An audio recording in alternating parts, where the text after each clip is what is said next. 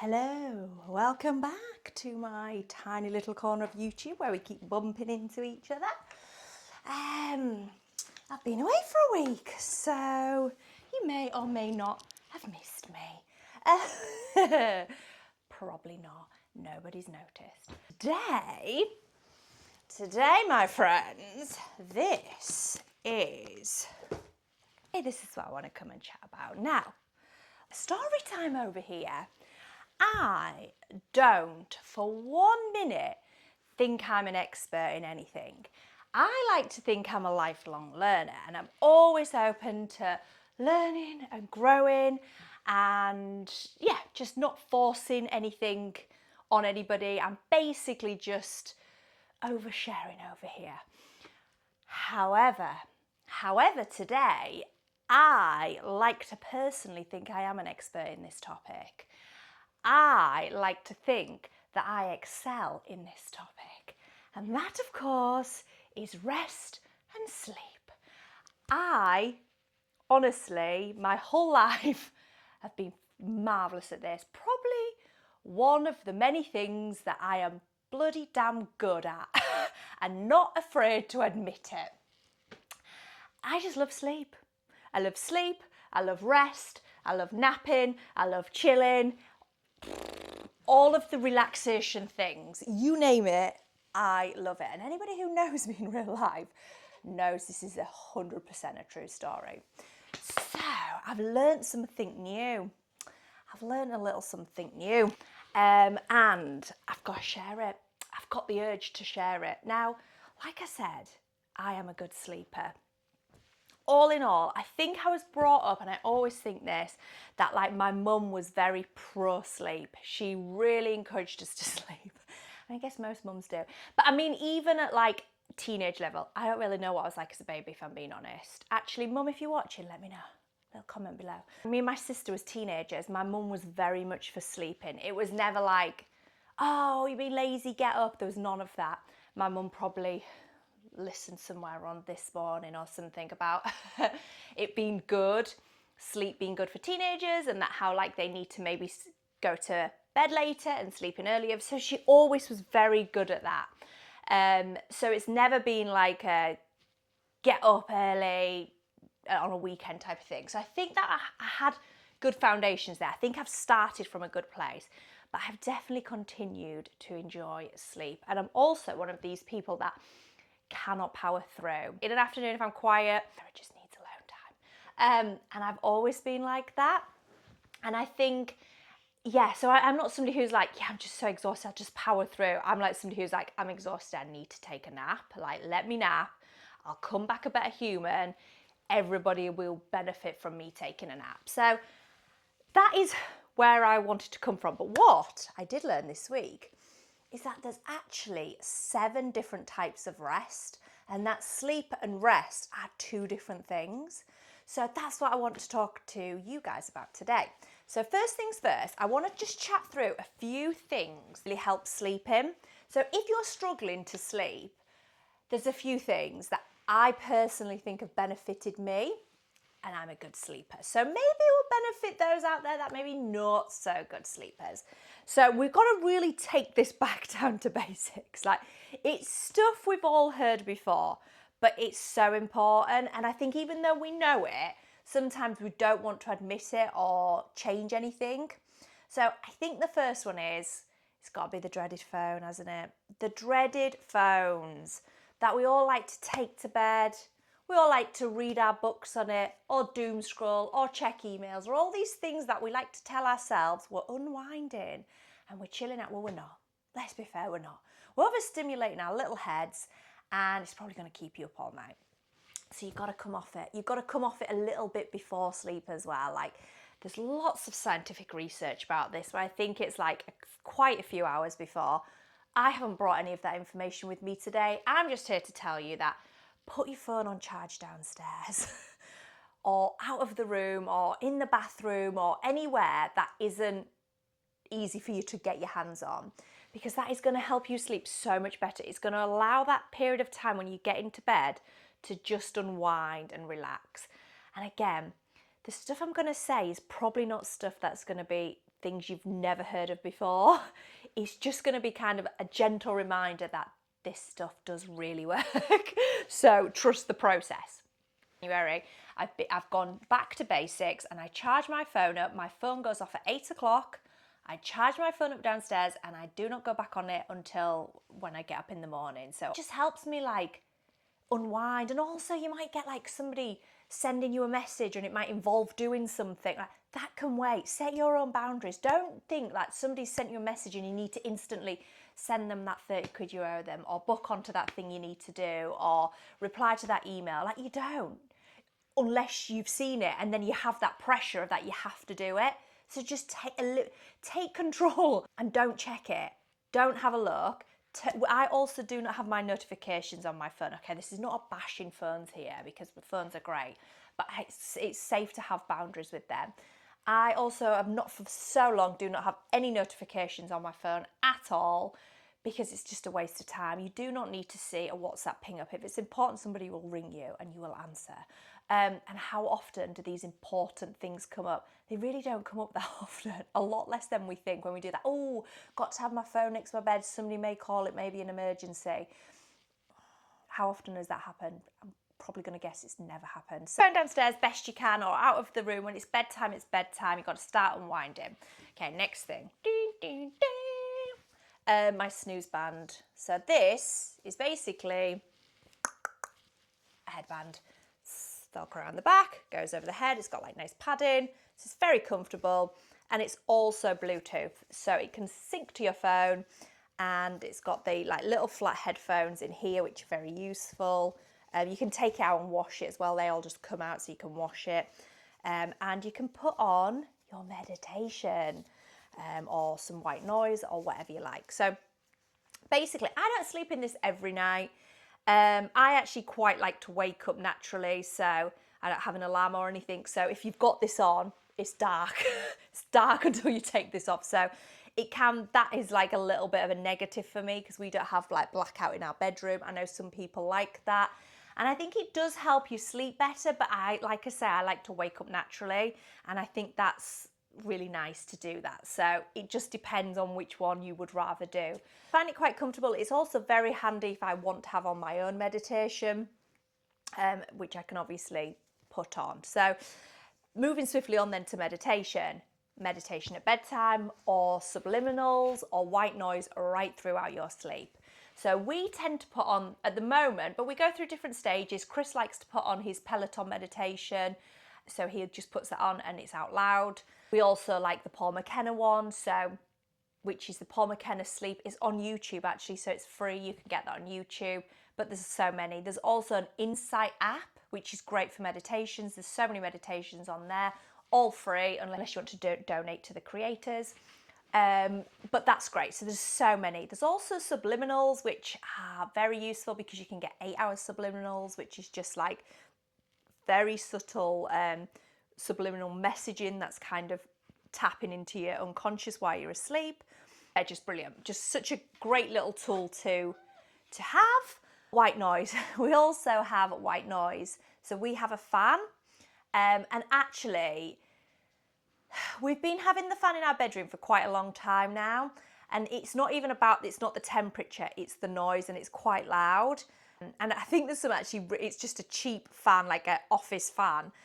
And I think there is probably some better fans out there if you're wanting it for the air, but we're basically using it for the white noise. And that has really actually improved my sleep, because I was definitely the type of person before that any type of noise in the house, any noise in the street, anything, I'm up. I'm like, what's that? Is the car getting broken into? I get broken into, like paranoid. And with this noise, with having the white noise on, it allows me to just sleep right throughout, and I don't get disturbed. And to be honest, I'm going to take the not being disturbed over anything. So I would again really recommend trying that. I think for some people it's like, oh, that sounds so irritating.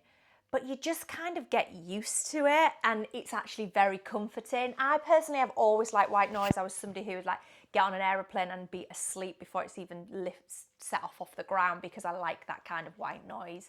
So I think again, you're probably going to have to trial and error this a little bit to see if it's something that works for you.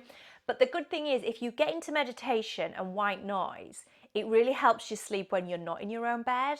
If you're staying in a hotel room or you're staying somewhere else and there's any little noise that you're not used to, if you've got your white noise or your snooze band, it's like a home from home, like it's kind of bomb proof. You don't hear anything.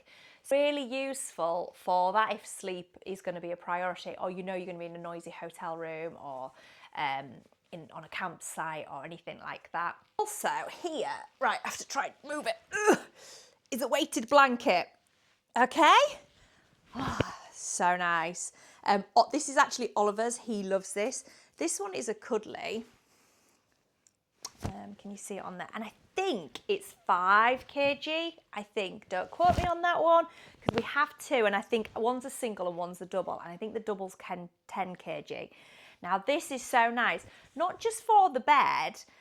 You can put it on the sofa, and it's weighted. So it's so comfortable, particularly if you've got restless legs. So if you struggle with anything like that, it really helps just kind of, it just feels safe and comfy and cozy. So the only thing about these is they tend to slip off. And if there's two of you, the heavy, so it's not like a duvet where it just slips off. Once it's down, it's like hard to get back up. I think that's a little bit trickier, I'm going to say, than like a duvet cover. But maybe if it was like just over one person, brilliant. Highly recommend that. So we do love our little weighted blankets as a family. Okay, so the next thing is my Aura ring. I think I've actually mentioned this before, where I actually originally got this to track my cycle and my period. It actually tracks your sleep very well. So if you've got anything like this, an Aura ring, or I think Fitbits and Apple Watches, they all track your sleep. So if you can track your sleep, that's also really useful because it's really good to get into a routine and try your best to go to sleep at similar times, wake up at similar times. I always think this is useful to kind of like rule of thumb, but it's not always possible. And I notice around the moon cycles, I don't sleep as well. It's something to just track and be aware. And if it is the moon, it's a full moon and it's kind of keeping you up, then you can kind of put it down to that and not start thinking like, oh, my sleep's all out of whack. Like that's not really the case, is it? It could just be other elements, something bigger than us that's kind of keeping us awake. But I do think tracking your sleep is really useful because it also shows you the quality of your sleep as well as the length of your sleep. So it knows when you're in and out of them sleeps. There's a couple of other things that I found really, really interesting. We read the Mel Robbins 5-second rule a few years back, and she said, so basically it's the 5-second rule, like the rocket, 5, 4, 3, 2, 1. If you think about something and you want to do it, 5, 4, 3, 2, 1, you get up and do it, because if you stop yourself, you kind of procrastinate, and there's lots of evidence to show that you end up probably not doing it. And this also works in the morning when you wake up. So when you wake up, you often think, oh, I could sleep for another 20 minutes. However, your sleep cycles are 90 minutes. So unless you're going to sleep for longer than 90 minutes, it's kind of no point in getting up because you're going to have worse sleep. You're going to wake up feeling worse. So what you need to do is 5, 4, 3, 2, 1, get up and get out of that bed, because you're going to feel so much better by doing that rather than snoozing for that extra 20 minutes, because you're not going to be getting quality sleep. So definitely that is good, and to understand the sleep pattern and the sleep cycle and just understanding yourself better and the quality of the sleep you're having, I think is very useful. Also, what I want to chat about is nap. I love a nappuccino, and if you haven't tried a nappuccino, we are having nice weather currently here in the UK in spring 2025. It's lovely. This is prime time nappuccino weather for me. Just when it's like nice in the garden, if you've got somewhere to lay, have yourself a little coffee of some description. I'm just happy to have a little espresso, a little shot of espresso, put on a 20-minute meditation, nap for 20 minutes, and I come out of there like a new person. Nappuccino's the way forward. You don't have to have an espresso. I think you can have a cappuccino, flat white, however you take your coffee, you can have that. That's just how I personally do it. But I think then the caffeine's kicked in after that 20 minutes. You've rested your body, you've got the caffeine. you're bloody ready to go.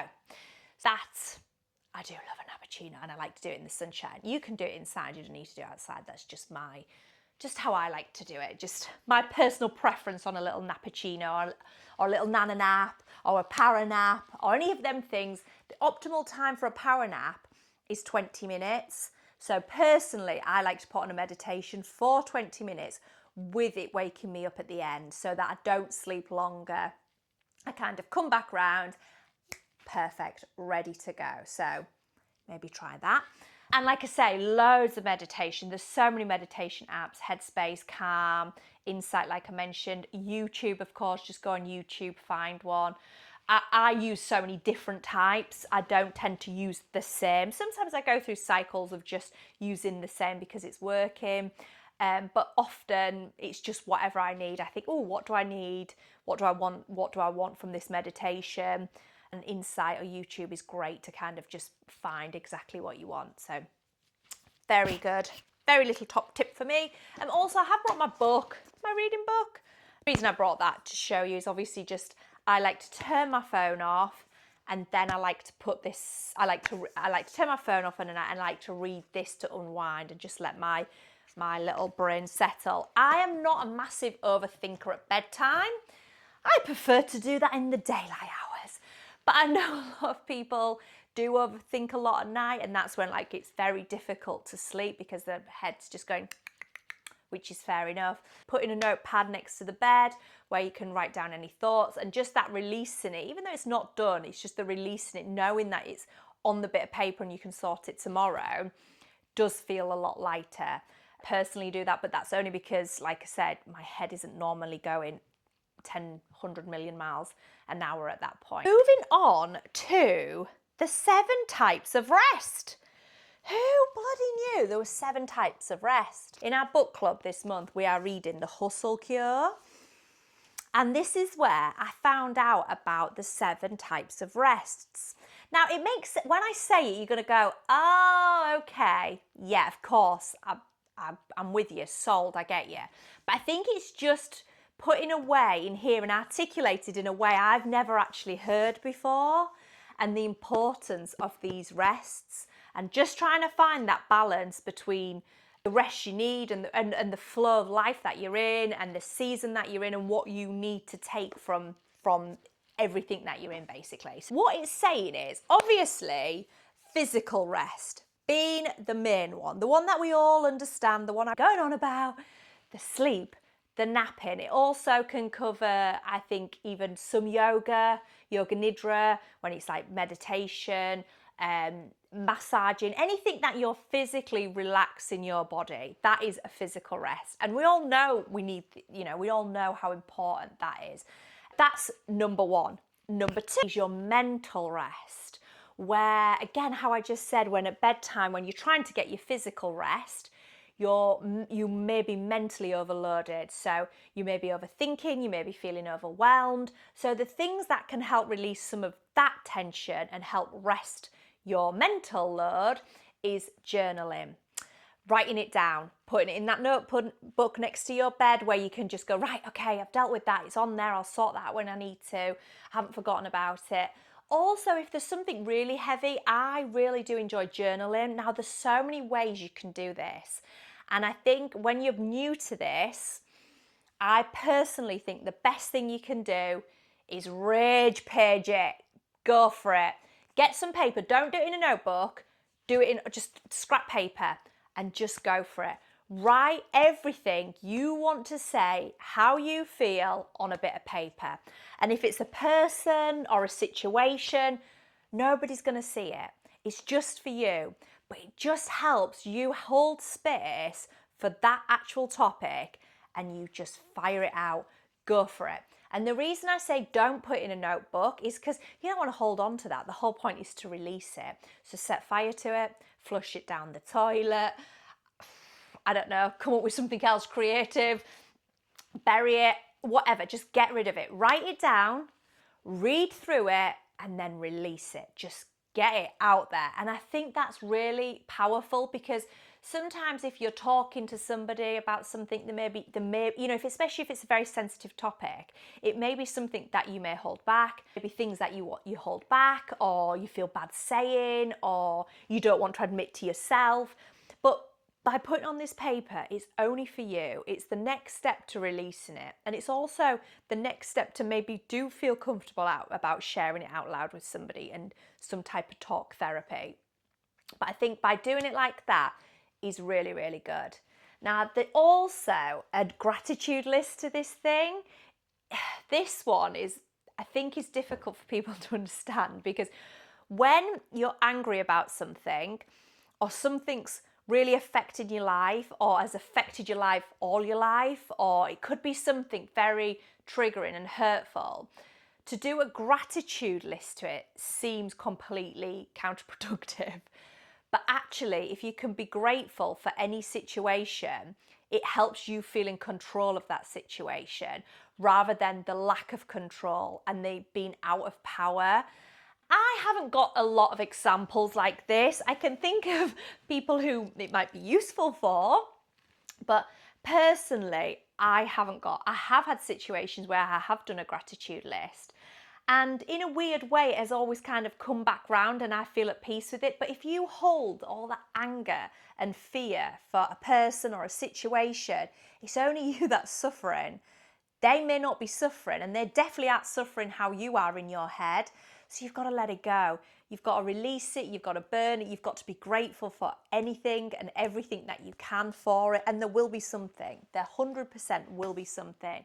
If you've lost a job, or your boyfriend's dumped you, or I don't know, whatever it is that's keeping you like in this like fight or flight, that's keeping you in this stuck place, you've got to figure out somehow how, for your own peace, is to let it go. Let it go, let it go. Frozen style. You've just got to get that out of there. I'll try not to sing again. Don't know where that came from. So number 3, sensory rest. Now, this one is an interesting one because I'm kind of new to this one, because I didn't realise how much sensory overload can just blow my mind and completely deplete me.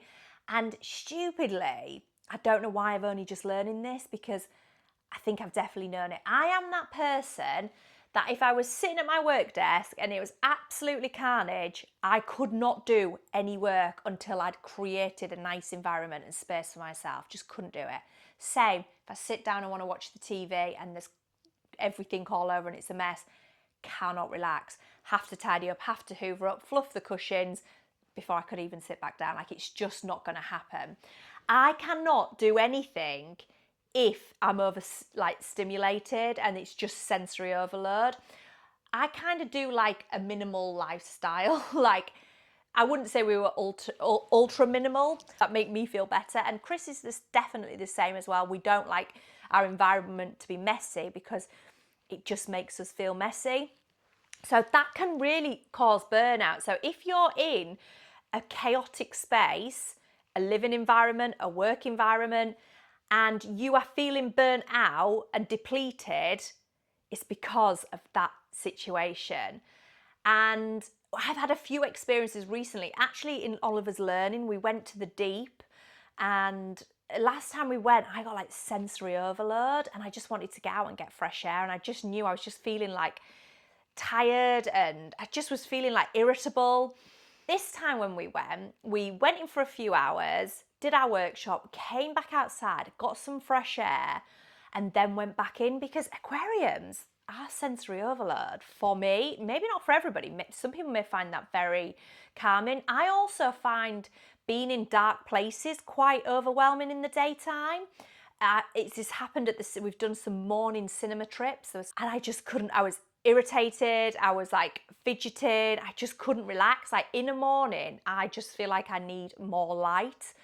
And this is all new information to me. I didn't know this was a thing. I think I've just been so used to like, no, you go and sit in your office, you do it, but actually all these burnouts can be really affecting your productivity. And if you don't find these balances and make sure that you're kind of balancing everything out and that you're getting enough of all of these things and not too much, you're not going to be as productive. Like, you will be more productive if everything's kind of balanced out nicely. So just bear that in mind. Though I've done the first 3, I haven't actually mentioned signs that you may be needing to rest in these places.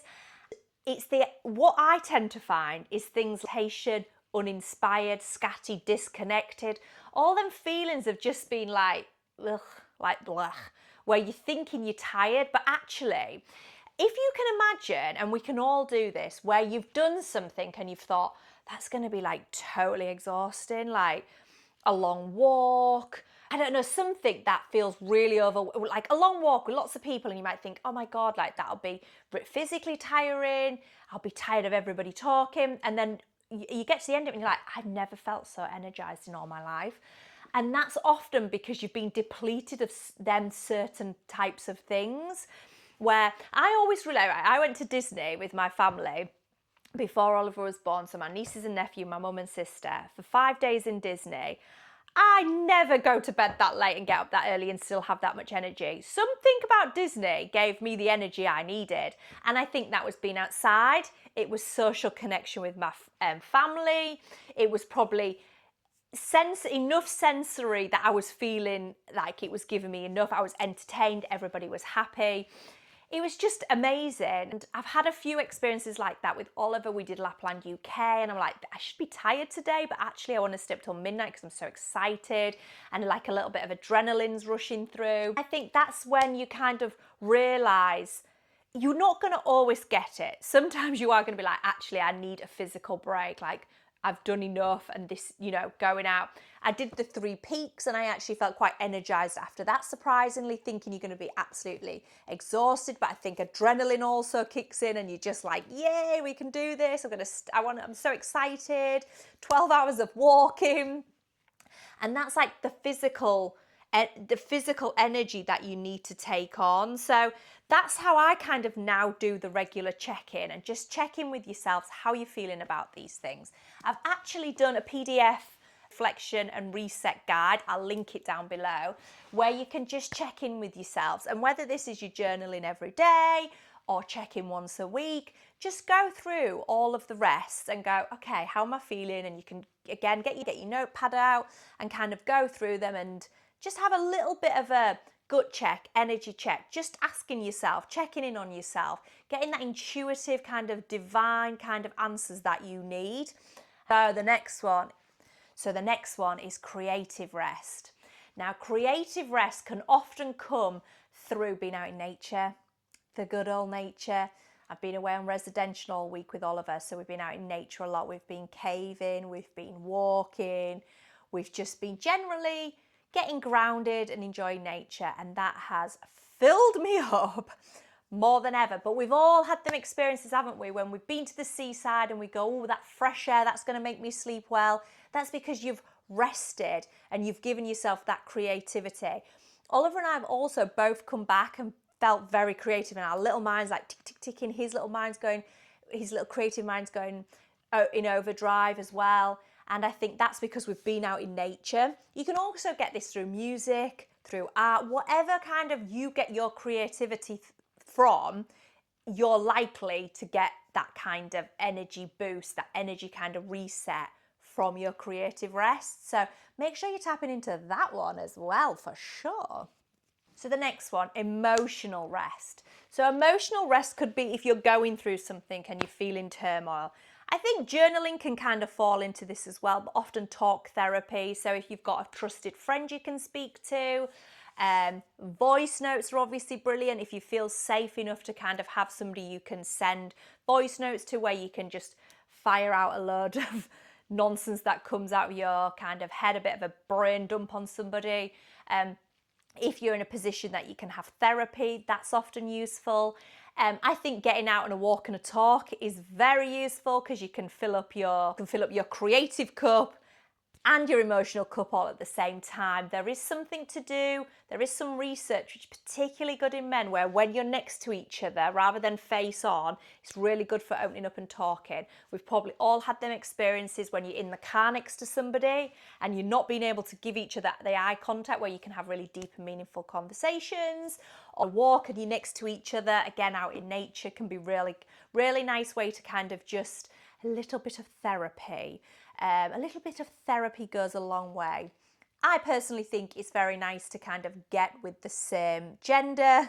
I thrive off being around female energy and having female chats because it's so different to masculine chats. We talk about literally a far end of a fart when us women get together. It's just something that we also excel in. So well done us. Then we have social rest.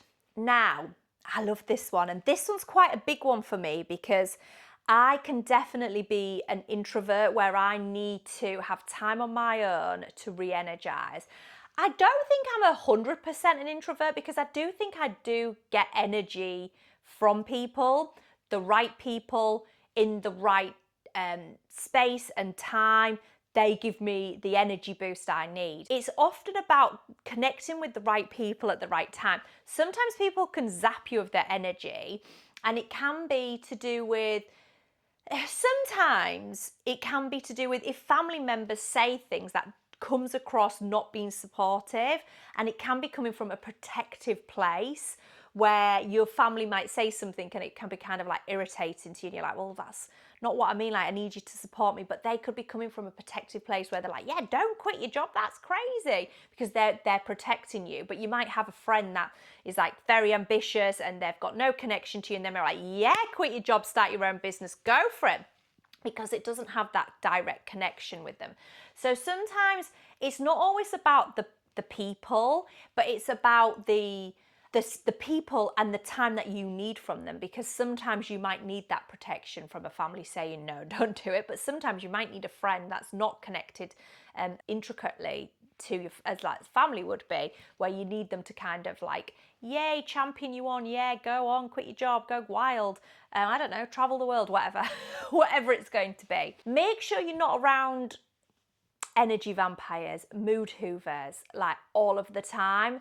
And I think there's a time and a place for everybody. Even the mood hoovers have there will be something that they can benefit you. But if they're draining your energy every time you see them for whatever reason, maybe just protect yourself. Maybe just see them when you know you need to, and not when you're like, actually, I'm not feeling that this week. Like, I can't kind of deal with you right now. Or maybe it's somebody you work with, like avoid them in the workplace, but you know, as a friend, like they're great, they're fabulous, but in the workplace, they're just Debbie Downers and the negative Nellies and all that stuff. So just be aware of the people that you're with, because they can suck the energy. And we all know them people who I'm talking about, don't we? We all have them people. And the very last one is spiritual rest. I guess this would also cover like religious rest. Like if you're a religious person, I have a friend who I was chatting to the other day who she kind of said the way I speak about spirituality and the universe is very similar to how she sees God. So I think they're very aligned. I'm not a religious person, so I'm not going to sit here and pretend I know if this is going to fall under that category, but I think it does. So sometimes we just need that spiritual rest, and that guess can come under prayer or meditation or purpose. So anything that you feel like gives you the energy you need. I really personally like visualization. So sometimes just generally having enough time to visualize like whatever I want, or my future self, or just going on a holiday in your head. Or sometimes I call it a garden holiday, where again, going to just repeat, I do like to lay out in the sun if I can get, not that I get a tan, I just like to be out with the sun in the garden and visualize them on a beach. Like I can do that in 20 minutes. I haven't even left and I'm in the Maldives. Like that fills up my spiritual cup, I'm not gonna lie. Also, my biggest thing about filling up my spiritual cup is 100% being around like-minded people. So when we go to the wellness festival or workshops or anything, and even remotely, like I have a moon circle and my friend runs the moon circle. I'll link that below as well, actually. Just generally, and I'm at home on my own, but knowing collectively there's a group of people all doing the same thing at the same time really fills up my spiritual cup. Yeah, so that's the 7 rests Am I the only one who didn't know that? Please let me know, because I do feel a bit of a dumbass, but I'm loving it. And I'm going to consciously check in on myself. I'm going to reflect on myself and check that all my rest buckets are exactly where they need to be at all times. So I hope you enjoyed this video. I'll be back soon chatting about something weird and wonderful, who knows what. Don't forget to like and subscribe, and see you soon, my friends. Bye bye.